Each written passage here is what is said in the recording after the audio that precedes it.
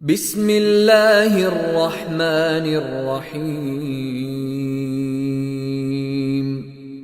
إذا جاء نصر الله والفتح ورأيت الناس يدخلون في دين الله أفواجا فسبح بحمد ربك واستغفره إنه كان توابا. السلام عليكم ورحمة الله وبركاته.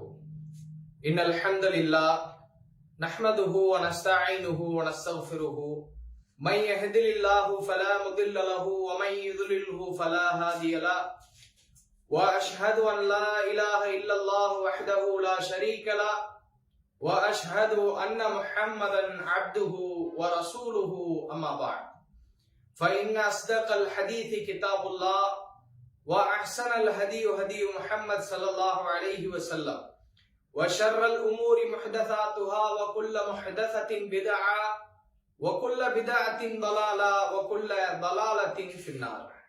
கண்ணியத்திற்குரிய எல்லாம் வல்ல அல்லாஹுவின் நல்லடியார்களே, அல்லாஹுடைய அன்பும் அவனுடைய வற்றாத பெருங்கருணையும் அண்ணல் நம் பெருமகனார் நபிகள் நாயகம் ஸல்லல்லாஹு அலைஹி வஸல்லம் அன்னவர்களின் மீதும் அவர்களுடைய சொல் செயல் அங்கீகாரம் ஏற்ற அந்த அடிப்படையில் வாழ்ந்த அத்துணை நன்மக்களின் மீதும் வல்ல ரஹ்மானுடைய வற்றாத பெருங்கருணை என்றென்றும் நின்று நிலவட்டுமாக. அல்லாஹுடைய மாபெரும் கிருபையினால் தமிழ்நாடு தௌஹீத் ஜமாத் பிரான்ஸ் மண்டலத்தின் சார்பாக ஏற்பாடு செய்யப்பட்டிருக்கிற இந்த ரமலான் தொடர் உரை நிகழ்ச்சியிலே நபித்தோழர்களின் தியாகங்கள் என்கிற தலைப்பு எனக்கு வழங்கப்பட்டிருக்கிறது.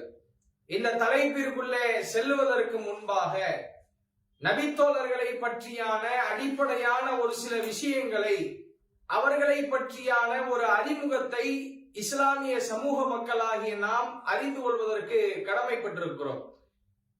அது என்ன அறிமுகம்? அல்லாஹ் ரப்புல் ஆலமீன் இந்த உலகத்திற்கு ஏகத்துவ கொள்கையை சொல்லுவதற்கும் மக்களிடத்தில் இருக்கிற ஒழுக்கக்கேடான விஷயங்களை விட்டு அவர்களை பாதுகாத்து அவர்களை சீரான நேர்த்தியான மனிதர்களாக உலகத்தில் வாழ வைக்க வேண்டும் என்பதற்காக பல்வேறு காலகட்டங்களில் பல இறை தூதர்களை அல்லாஹ் ரப்புல் ஆலமீன் அந்தந்த சமூக மக்களிடத்தில் இருந்தே தேர்ந்தெடுத்தார்.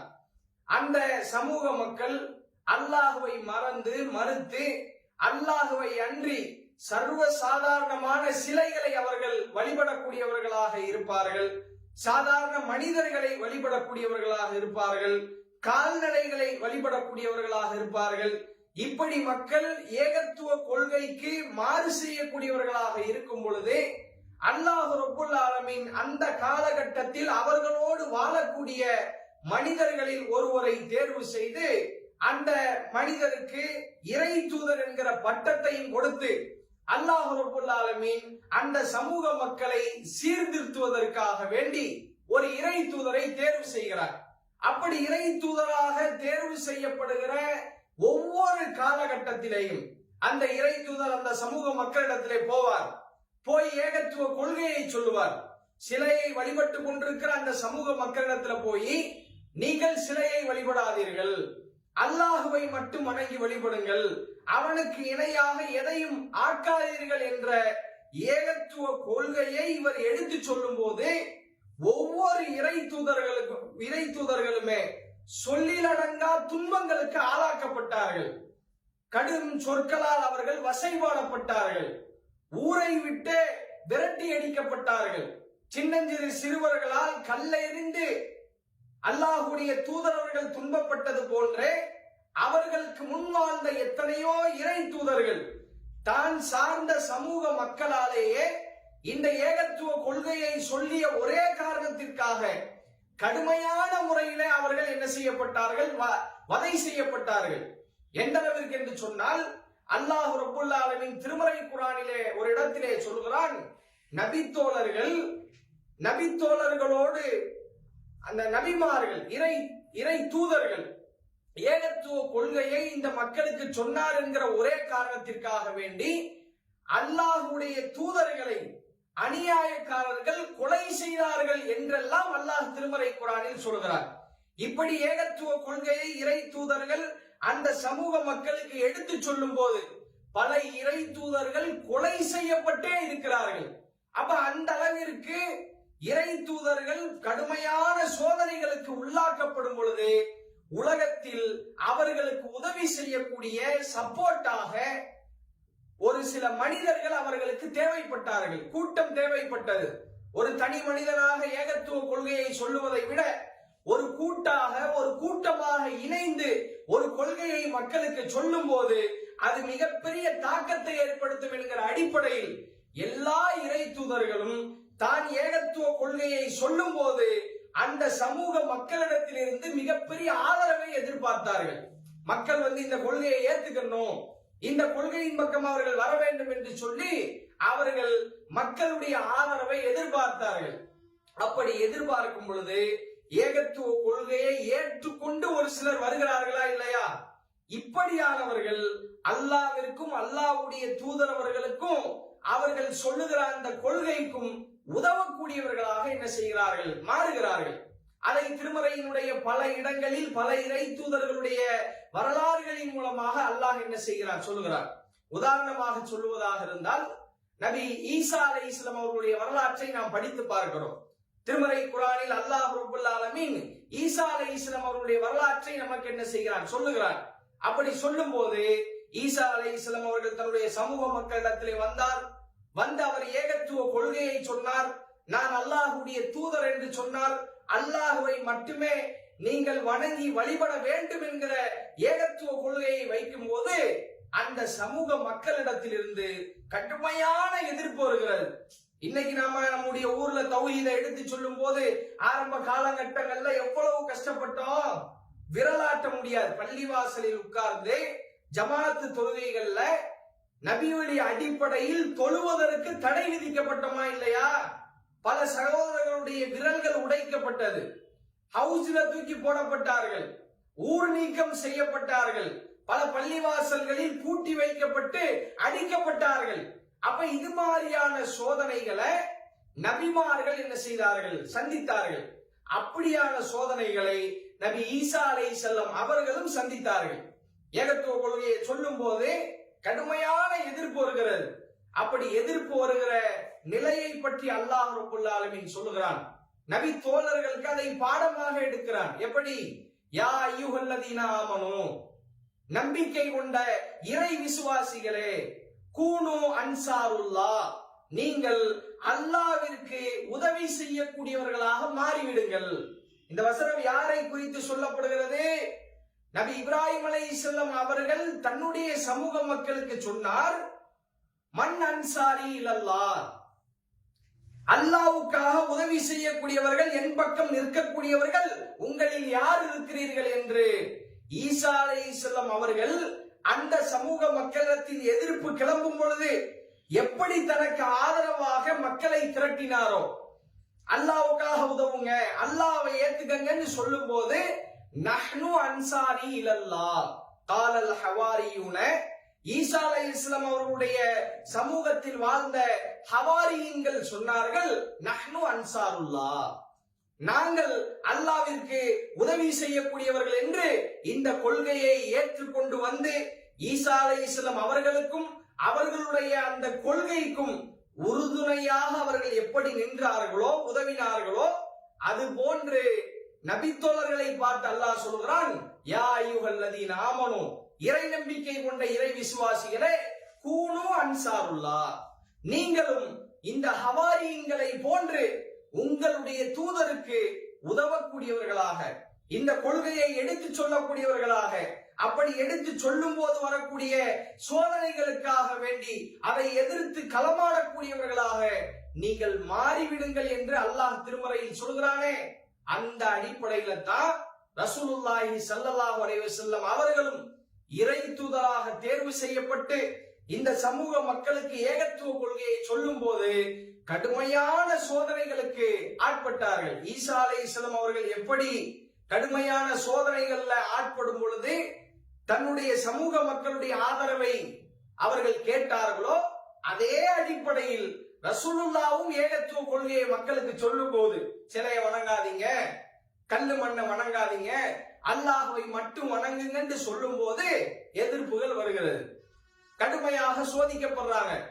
அப்படி சோதிக்கப்படும் போது நபித்தோழர்கள் இஸ்லாத்தை ஏற்றுக்கொள்கிறார்கள், ஏகத்துவ கொள்கையை ஏற்றுக்கொள்கிறார்கள். லா இலாஹ இல்லல்லாஹ் முஹம்மது ரசூலுல்லாஹ் என்கிற இந்த கொள்கையை ஏற்றுக்கொண்டு அவர்கள் இஸ்லாத்திற்குள்ளே என்ன செய்கிறார்கள், வருகிறார்கள். வருவதற்கு உண்டான மிக முக்கியமான காரணம் என்ன? சஹாபாக்கள், நபித்தோழர்கள் நம்ம சொல்றோமே, இது காலம் காலமாக ஒவ்வொரு இறை தூதர்களுக்கும் என்ன செய்யப்பட்டிருக்கிறது, கொடுக்கப்பட்டிருக்கிறது. அல்லாஹ்வுடைய உதவியாளர்களாக, ஏகத்துவ கொள்கைக்காக பாடுபடக்கூடியவர்களாக ஒவ்வொரு இறை தூதர்களுக்கும் இது மாதிரியான தோழர்கள் என்ன செய்யப்பட்டிருந்தார்கள், கொடுக்கப்பட்டிருந்தார்கள். அந்த அடிப்படையில தான் அல்லாஹ்வின் தூதர் முஹம்மது நபி ஸல்லல்லாஹு அலைஹி வஸல்லம் அவர்களுக்கும் அல்லாஹ்வுடைய தூதர் இந்த இஸ்லாத்தை, தூய இஸ்லாத்தை எடுத்து சொல்லும் போது வரக்கூடிய அந்த கஷ்டங்களிலேயும் சோதனைகளிலேயும் தன்னையும் பங்கெடுத்துக் கொள்ளக்கூடியவர்களாக நபித்தோழர்கள் என்ன செய்தார்கள், உருவானார்கள். அந்த நபித்தோழர்கள் செய்த அந்த இஸ்லாத்திற்காக அவர்கள் பட்ட கஷ்டங்கள், கடுமையான சோதனையான காலகட்டங்களில் நபிகள் நாயகம் ஸல்லல்லாஹு அலைஹி வஸல்லம் அவர்களோடு அவர்கள் களமாடிய அந்த தியாக சம்பவங்கள், இஸ்லாத்திற்காக, ஏகத்துவ கொள்கைக்காக அவர்கள் இழந்த இழப்புகள், அவர்கள் செய்த அர்ப்பணிப்புகள், இதையெல்லாம் இந்த இஸ்லாமிய சமூகத்திற்கு எடுத்து சொல்லும் போது அவர்களுடைய ஈமானிய உறுதி அதிகரிக்கும் என்கிற அடிப்படையில தான் இந்த நபித்தோழர்களுடைய தியாகங்கள் என்கிற தலைப்பு என்ன செய்யப்பட்டிருக்கிறது, எடுக்கப்பட்டிருக்கிறது. அவர்கள் என்னெல்லாம் தியாகங்கள் செய்தார்கள், எப்படியெல்லாம் இஸ்லாத்திற்காக அவர்கள் அர்ப்பணித்தார்கள், அவர்களுடைய பொருளாதார தியாகங்கள் எப்படி இருந்தது, அவர்களுடைய உயிர் தியாகங்கள் எப்படி இருந்தது, அவர்களுடைய இஸ்லாத்திற்காக அவர்கள் செய்த நேரம், அவர்கள் தங்களுடைய வாழ்க்கையில நேரத்தை அர்ப்பணிச்சாங்களே அந்த தியாகங்கள் எப்படி இருந்தது, இஸ்லாத்தினுடைய ஆரம்ப காலகட்டத்தில் எப்படியான நபித்தோழர்கள் எல்லாம் தியாகம் செய்தார்கள், இஸ்லாத்தினுடைய பிற்பகுதியில் எப்படியான நபித்தோழர்கள் எல்லாம் தியாகம் செய்தார்கள் என்கிற அவர்களுடைய தியாக வரலாற்றை படிப்பதற்கு முன்பாக அல்லாஹும் அல்லாஹ்வுடைய தூதர் அவர்களும் இந்த நபித்தோழர்களுக்கு மிகப்பெரிய சிறப்புகளை என்ன செய்திருக்கிறார்கள், சொல்லி இருக்கிறார்கள். அந்த சிறப்புகளுக்கு காரணம் அவங்க செஞ்ச தியாகம் தான். அல்லாஹ்வும் அல்லாஹ்வுடைய தூதரும் இந்த நபித்தோழர்களை பாராட்டி பேசுவதற்குண்டான காரணம் என்ன? அந்த நபித்தோழர்கள் இஸ்லாத்திற்காக அவர்கள் செய்த அந்த தியாகங்கள் தான் மிகப்பெரிய சிறப்பிற்குரியவர்களாக அவர்களை என்ன செய்தது, மாற்றியது. எந்த அளவிற்கு என்றால் ரசூலுல்லாஹி ஸல்லல்லாஹு அலைஹி வஸல்லம் அவர்கள் தன்னுடைய சமூக மக்களுக்கு ஒரு விஷயத்தை எடுத்து சொல்கிறார்கள். தன்னுடைய தோழர்களுக்கு சொல்கிறார்கள், லா தசுப்பு அஸ்ஹாபி, என்னுடைய அருமை மக்களே, உங்களுடைய வாழ்க்கையில் ஒரு காலத்திலேயும் என்னோடு வாழ்கிறார்களே இந்த நபித்தோழர்கள், இந்த நபித்தோழர்களை ஒரு காலத்திலேயும் நீங்கள் என்ன செய்யாதீர்கள், திட்டாதீர்கள், ஏசாதீர்கள். திட்டாதீர்கள், ஏசாதீர்கள் என்று சொன்னால் அந்த நபித்தோழர்களிடத்தில் ஏதேனும் உங்களுக்கு பிரச்சனை ஏற்பட்டால் அல்லாஹ்விற்காக நீங்கள் அதை பொறுத்து கொள்ளுங்கள், அவங்களை திட்டாதீங்க. ஏனென்றால் அவர்கள் இஸ்லாத்திற்காக பட்ட கஷ்டங்களும் இஸ்லாத்திற்காக அவர்கள் செய்த அந்த அர்ப்பணிப்புகளும் மிகப்பெரிய அளவில் மிகப்பெரிய தியாகங்களாக இருக்கிறது. எனவே அவர்களை திட்டாதீர்கள் என்று ரசூலுல்லாஹ் சொல்லிவிட்டு அந்த நபி தோழர்களுடைய சஹாபாக்களுடைய அந்த சிறப்பை எந்த அளவிற்கு உயர்த்தி பேசுகிறார்கள் என்றால் ரசூலுல்லாஹ் தன்னுடைய சமூக மக்களுக்கு சொல்கிறார்கள், ஃபலவ் அன்ன அஹதக்கும் அன்ஃபக மிஸ்ல உஹதின் தஹபன், உங்களில் ஒருவர், உஹது மலை இருக்கிறதே அந்த உஹது மலை அளவிற்கு உங்களில் ஒருவருக்கு தங்கம் கொடுக்கப்பட்டு, உஹது மலை அளவுக்கு என்ற தங்கம் இருக்கு, பெரிய சொத்தாக இருக்கிறது, அந்த தங்கத்தை நீங்கள் உஹது மலை அளவு தர்மம் செய்தாலும், ரசூலுல்லாஹ் இதை சொல்லிவிட்டு சொல்கிறார்கள், மாபலக முத்து அஹதிஹிம் வலா நசீஃபா, இந்த என்னுடைய தோழர்கள் சஹாபாக்கள் செய்த ஒரு கையளவு தர்மத்திற்கு அது ஒரு காலத்திலேயும் ஈடாகாது. சுபஹானல்லாஹ், எந்த அளவிற்கு அந்த நபித்தோழர்களுக்கு அல்லாஹ்வுடைய தூதர் அவர்கள் சிறப்பை சொல்கிறார்கள் என்று பாருங்கள். ஒட்ட உஹது மலை அளவு தங்கம் இருக்கிறது, அந்த உஹது மலை அளவுக்கு உள்ள அந்த தங்கத்தை அல்லாஹ்வுடைய பாதையில நீ தர்மம் செஞ்சாலும், இன்னைக்கு நம்ம சும்மாவே நம்ம தர்மம் செய்யறதுல ரொம்ப பலகீனமாக இருக்கிறோம். தர்மம் செய்யறதுல ரொம்ப பொடுபோக்காக இருக்கிறோம். ரசூலுல்லாஹ் சொன்னாங்க, இத்தகி நார வலவு பிஷிக்கி தம்ரா, ஒரு பேரிச்சம்பழத்தினுடைய பாதியளவாவது தர்மம் செய்து நரக நெருப்பை விட்டு உன்னை நீ பாதுகாத்துக் கொள் என்று ரசூலுல்லாஹ் சொன்னாங்களா இல்லையா? அதெல்லாம் நம்ம கண்டுக்கிறதே கிடையாது. தர்மம் செய்கிற சிந்தனையே நம்மில் பலருக்கு குறைவாக இருக்கிறது. ஆனா ரசூலுல்லாஹ் சொல்றாங்க, உங்களில் ஒருவருக்கு உஹது மலை அளவு தங்கம், காசு பணம் இல்ல, பாக்கெட்ல இருக்கிற 1000 2000 மாதிரி அல்ல, நம்ம வீட்டுல பீரோல அடுக்கி வச்சிருக்கிற பண கட்டு போன்றது அல்ல, உஹது மலை அளவு தங்கத்தையே ஒன்றை இருந்தாலும் அந்த தங்கத்தை நீ தர்மம் செஞ்சாலும் என்னுடைய தோழர்கள் ஒரு கையளவு செய்கிற தர்மத்துக்கு அந்த தர்மம் ஈடாகாது என்று ரசூலுல்லாஹ் சொல்லி இருக்கிறார்கள் என்றால், அந்த நபி தோழர்களுக்கு இவ்வளவு சிறப்பு எதனால் கொடுக்கப்பட்டது என்பதை நாம் சிந்தித்து பார்க்க கடமைப்பட்டிருக்கிறோம். ரசூலுல்லாஹி ஸல்லல்லாஹு அலைஹி வஸல்லம் அவர்கள் இன்னும் சொன்னார்கள், கைருன் நாஸ், தன்னுடைய தோழர்களுக்கு சொன்னார்கள், இந்த அவர்களுக்கு பின்னால் வரக்கூடிய மக்களுக்கும் சொன்னார்கள், கைருன் நாசி கர்னி, உலக மக்களிலேயே இதுவரை வாழ்ந்த சமூக மக்களிலேயே என்னுடைய சமூக மக்கள், என்னுடைய இந்த மக்கள் இருக்கிறார்களே, யார சொல்றாங்க? ரசூலுல்லாஹ் நபி தோழர்களை, தன்னுடைய தோழர்களை குறித்து சொல்கிறார்கள், கைருன் நாசி கர்னி, என்னோடு இப்பொழுது உயிரோடு வாழ்ந்து கொண்டிருக்கிறார்களே இந்த தோழர்கள் தான் சிறப்பிற்குரியவர்கள். சும்மல்லதீன யலூனஹும், பிறகு இந்த நபி தோழர்களுக்கு அடுத்து வரக்கூடிய சமூக மக்கள், சும்மல்லதீன யலூனஹும், பிறகு அவர்களுக்கு அடுத்து வரக்கூடிய மக்கள், மத்த மக்கள் எல்லாம் அதுக்கு அப்புறம் தான். அப்ப நபி தோழர்கள் தான் சமூக மக்களில், இதுவரை வாழ்ந்த சமுதாய மக்களிலேயே சிறப்பிற்குரிய சமூகமாக வாழ்ந்திருக்கிறார்கள் என்று அல்லாஹ்வின் தூதரவர்களே என்ன செய்கிறார்கள்? நமக்கு அடையாளப்படுத்தக்கூடிய காட்சியை பார்க்கிறோம். இது மாத்திரம் இல்லைங்க, உலகத்திலேயே ஒரு சமூகத்தை பார்த்து அல்லாஹ் சொல்லுகிறான், ஐயாமுல் ஜாஹிலியா, இது ஒரு அறியாமை சமூகம், முட்டாள் சமூகம் என்று அந்த நபித்தோழர்களை பார்த்து அல்லாஹ் ஆரம்ப காலகட்டத்தில் சொல்லி இருந்தார். அவங்க எல்லாம் இஸ்லாத்துக்கு வருவதற்கு முன்பாக மது போதையிலே ஊறி திளைக்கும் போது, விபச்சாரத்திலே சர்வசாதாரணமாக ஈடுபடும் போது, கொலை கொள்ளைகளிலே அவர்கள் ஈடுபடும் போது, அடுத்தவர்களுடைய சொத்துக்களை அபகரிக்கிற ஒரு நிலையை அந்த சமூக மக்களிடத்தில் இருந்தது. சமூக தீமைகள் எல்லாம் ரொம்ப சர்வசாதாரணமா நடக்கும்.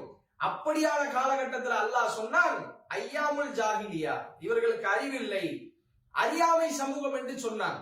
ஆனால் அவர்கள் இஸ்லாத்தை ஏற்றுக்கொண்டு ஏகத்துவ கொள்கைக்கு வந்ததற்கு பின்னால் அவர்கள் செய்த அந்த அர்ப்பணிப்புகள், அந்த தியாகங்கள், இஸ்லாத்தை எடுத்து சொல்வதற்காக அவர்கள் பட்ட அந்த கஷ்டங்களை எல்லாம் அல்லாஹ் பார்த்துவிட்டு அவர்களை எந்த அளவிற்கு திருமறை குர்ஆனிலே சிலாகித்து பேசுகிறான் என்றால், அஸ்ஸாபிகூனல் அவ்வலூன மினல் முஹாஜிரீன வல் அன்சார், அல்லாஹ்விற்காக ஊர் துறந்து நாடு துறந்து இன்னொரு நாட்டிற்கு போகக்கூடியவர்கள், போர் செய்யக்கூடியவர்கள், இப்படியான மக்களை எல்லாம் குறித்து அல்லாஹ் சொல்லும் போது, வல்லதீன இத்தபஊஹும் பிஇஹ்சான், யாரெல்லாம் இந்த நபித்தோழர்களை போன்று நன்மை செய்கிறார்களோ, இந்த நபித்தோழர்களை போன்று அதிகமான நன்மைகளை அவர்கள் செய்கிறார்களோ, அப்படியான மக்களை எல்லாம் அல்லாஹ் பட்டியலிட்டு சொல்லிவிட்டு சொல்கிறான், ரலியல்லாஹு அன்ஹும் வ ரது அன்ஹு, இந்த நபித்தோழர்களை அல்லாஹ் பொருந்தி கொண்டான். அல்லாஹ்வுடைய பொருத்தத்திற்குரிய சமூகம் அவர்கள். ரசூலுல்லாஹ்வோடு வாழ்ந்த அந்த நபித்தோழர்களை பற்றி அல்லாஹ் சொல்லும் போது, ரலியல்லாஹு அன்ஹும் வ ரது அன்ஹு, இந்த நபித்தோழர்களை அல்லாஹ் பொருந்தி கொண்டான், அவர்களும் அல்லாஹ்வை பொருந்தி கொண்ட மக்களாக வாழ்ந்தார்கள். இன்னும் அல்லாஹ் ரப்பல் ஆலமீன் சொல்கிறான், அஅத்தல்லாஹு லஹும் ஜன்னாத்துன் தஜ்ரி தஹ்திஹல் அன்ஹார், இவர்கள் இந்த சமூக மக்களுக்காக, ரசூலுல்லாஹ்வோடு இந்த இஸ்லாத்திற்காகவே தன்னுடைய வாழ்க்கையவே அர்ப்பணித்தார்களே, அப்படிப்பட்ட இந்த மக்களுக்காக வேண்டி அஅத்தல்லாஹு லஹும் ஜன்னாத்தின் தஜ்ரி தஹ்திஹல் அன்ஹார், மிகப்பெரிய சொர்க்க சோலைகளில் அல்லாஹ் ரப்பல் ஆலமீன் அவர்களை நுழைவிக்கிறான். ஹாலிதீன ஃபீஹா, அதிலே அவர்கள் நிரந்தரமாக இருப்பார்கள். ஸாலிக ஃபௌஸுல் அதீம், இதுதான் உலகத்திலேயே மகத்தான வெற்றி என்று அல்லாஹ் ரப்பல் ஆலமீன் திருமறை குர்ஆனிலே நபித்தோழர்களை சிலாகித்து பேசுகிறார். அவர்கள் அல்லாஹ்வுடைய பொருத்தத்திற்குரிய மக்கள், இறைவனுடைய ரிலாவை பெற்ற மக்கள், உலகத்திலே அப்படி அடையாளப்படுத்தி அல்லாஹ்வுடைய பொருத்தத்திற்குரிய மக்களாக இவங்க வாழ்ந்திருக்கிறாங்க. இவர்களை போன்றே நீங்களும் வாழ வேண்டும் என்று நமக்கு அடையாளப்படுத்தப்பட்ட மக்களாக நபித்தோழர்களுடைய வாழ்க்கை இவ்வளவு சிறப்பிற்குரியதாக இருந்திருக்கிறது என்றால் அதற்கு காரணம் இஸ்லாத்திற்காக அவர்கள் பட்ட அந்த கஷ்டங்களும் இஸ்லாத்திற்காக அவர்கள் செய்த அந்த அர்ப்பணிப்புகளும் தியாகங்கள் தான் என்று சொன்னால் அதிலே முனையளவும் சந்தேகம் கிடையாது. அப்படி என்ன அவர்கள் தியாகம் செய்தார்கள், எப்படியெல்லாம் இஸ்லாத்திற்காக அவர்கள் அர்ப்பணித்தார்கள் என்கிற விஷயத்தை இன்ஷா அல்லாஹ் வரக்கூடிய காலங்களில் தொடர்ச்சியாக நாம் பார்ப்போம் என்று சொல்லி என்னுடைய இந்த சிறிய உரையை நான் நிறைவு செய்கிறேன். வாஹிர் தஅவானா அல்ஹம்துலில்லாஹி ரப்பில் ஆலமீன். அஸ்ஸலாமு அலைக்கும் வரஹ்மத்துல்லாஹி வபரகாத்துஹு.